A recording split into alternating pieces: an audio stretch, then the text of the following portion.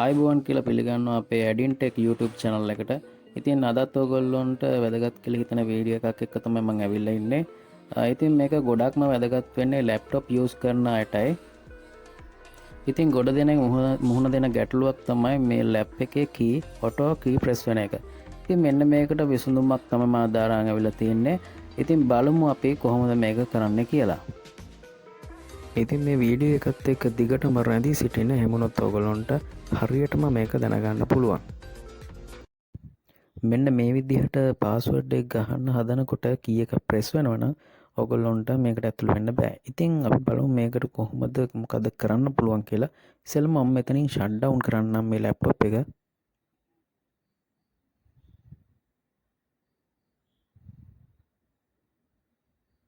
හරි දැන් මේක ෂට් ඩවුන් වෙනවා.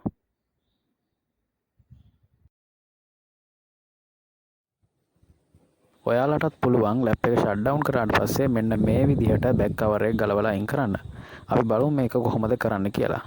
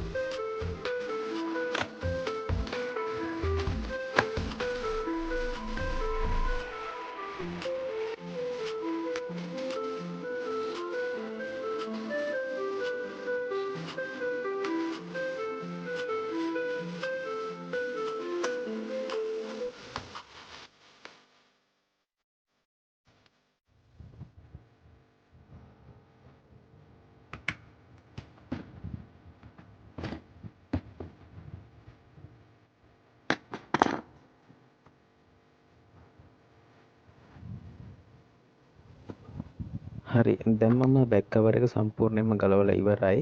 දැන් ඔයගොල්ලන්ට බලා ගන්න පුළුවන් මේ ලැප් එක ඇතුලේ තියෙන හાર્ඩ්වෙයාර් කොටස් ටික.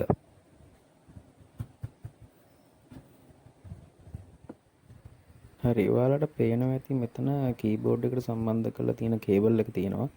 ඉතින් අපි මෙතෙන්දි කරන්නේ මේ පින් එක ඈඩ් කරලා මෙන්න මේ කේබල් එක මේ බෝඩ් එකෙන් ගලවලා ඉවත් කරන එක. මෙතෙන්දී අපි සැලකිලිමත් වෙන්න ඕනේ අනිත් ඒවා අනිත් කේබල් ගලවන්න නැතු වෙන්න. ඉතින් මේක විතරක් අපිට අවශ්‍ය නිසා මේක විතරක් අපි මෙතනින් මේක වෙන් කරලා ගන්නවා.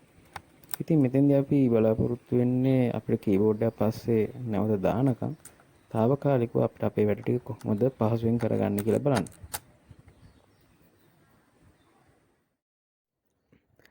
හරි අපි දැන් කලින් මේ බෑක් කවර් එක තිබ්බ විදිහටම මේක සම්බන්ධ කරලා දාමු.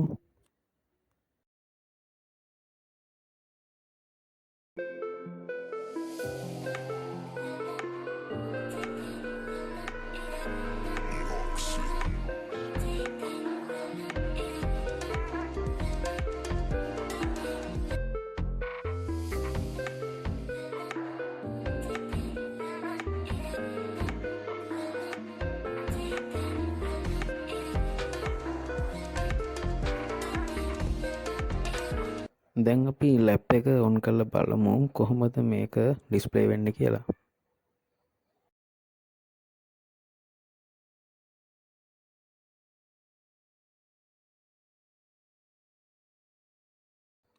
දැන් ඔයගොල්ලන්ට පේනවා ඇති කලින් වගේම කී එක ප්‍රෙස් වෙන්නේ නැහැ. ඉතින් මේ ගැටලුව මෙතනින් ඉවර වෙලා කියලා ඔයගොල්ලන්ට පැහැදිලිව පේනවා. දැන් අපිට මෙතන පාස්වර්ඩ් එක ගහන්න පුළුවන් ක්‍රම දෙකක් පාවිච්චි කරලා එක්කෝ USB කීබෝඩ් එක පාවිච්චි කරන්න පුළුවන්. එහෙම නැත්නම් මෙතන ඩිස්ප්ලේ කරලා අපිට පාවිච්චි කරන්න පුළුවන්.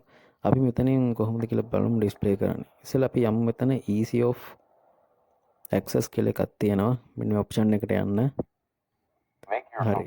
මේ ඔප්ෂන් එකට ගියාන් පස්සේ ඔයගොල්ලන්ට උඩ පෙන්නනවා ඇති on screen board කියලා. on screen keyboard කියලා පෙන්නනවා ඇති. හරි මෙන්න මේ වගේ ඩිස්ප්ලේ වුණාට පස්සේ ඔයගොල්ලන්ට පහසුවෙන්ම පුළුවන් මවුස් එක පාවිච්චි කරලා මෙතන ඔයගොල්ලෝගේ පාස්වර්ඩ් එක ගහන්න.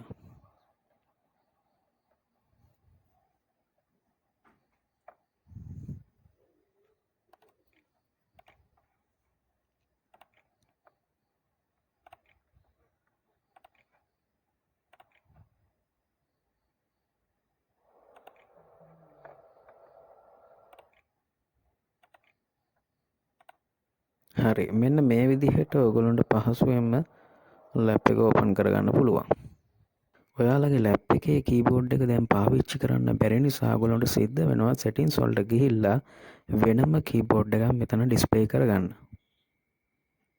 මෙන්න මෙහෙම සෙටින්ස් වලට ගියාට පස්සේ ඔයගොල්ලන්ට පේනවා මෙතන සර්ච් බාර් එක.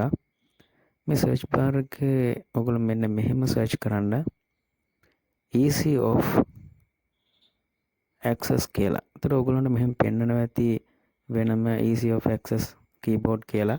මෙන්න මේකට ගියාන් පස්සේ ඔයගොල්ලන්ට පහසුවෙන්ම දැක් ගන්න පුළුවන් උඩින්ම තියෙනවා on screen keyboard කියලා. ඉතින් ඔයගොල්ලන්ට තියෙන මෙන්න මේ ටික් එක දාන්න තියෙන්නේ. හරි, ඒක ටික් එක දාපු ගමන් ඔයගොල්ලන්ට ඩිස්ප්ලේ වෙලා පෙන්නනවා keyboard එක. ඉතින් මෙන්න මේ විදිහට ඔයගොල්ලන්ට මේක මිනිමයිස් කරලා තියාගන්න පුළුවන්. ඔයාලගේ ප්‍රොෆෙෂනල් වැඩවලදී ඔයගොල්ලන්ට තැනින් තැන ගෙනියන්න USB කීබෝඩ් එක පාවිච්චි කරන්න බැරි බව අපි දන්නවා. ඉතින් මෙන්න මේ විදිහට පහසු ක්‍රමයකට කීබෝඩ් එක ඩිස්ප්ලේ කරගත්තොත් ඔයගොල්ලන්ට ඕනම වැඩක් පහසුවෙන් කරගන්න පුළුවන්. අනිත් එක කියන්න කැමති ඔයගොල්ලන්ට පාස්වර්ඩ් එක ගහන්න කලින් මෙතන කී එක ප්‍රෙස් වෙනවා නම් ප්‍රෙස් වෙන්නේ නැත්නම් ඔයගොල්ලන්ට ඇතුල් වෙන්න පුළුවන් නම් ඔයගොල්ලන්ට පුළුවන් ඩිවයිස් මැනේජර් වලට ගිහිල්ලා මෙතන කීබෝඩ් කියන තැනට ගිහිල්ලා එතන ඩිසේබල් කරන්න. ඉතින් එහෙම බැරි අයට තමයි මම මේ වීඩියෝ එක අරගෙන ආවේ. ඉතින් මේ වගේ වීඩියෝස් තව දිගටම ඔයගොල්ලන්ට බලා ගන්න අවශ්‍ය නම් තවමත් subscribe කරලා නැත්නම් මගේ වීඩියෝ එක subscribe කරන්න. ඒ වගේම bell icon එකත් click කරන්න. ඒ වගේම like කරන්න, comment කරන්න. ඉතින් යලිත් මේ වගේ හොඳ වීඩියෝ එකක් එක්ක යලිත් හමු වෙන්න. සියලු දෙනාටම සුබ දවසක්.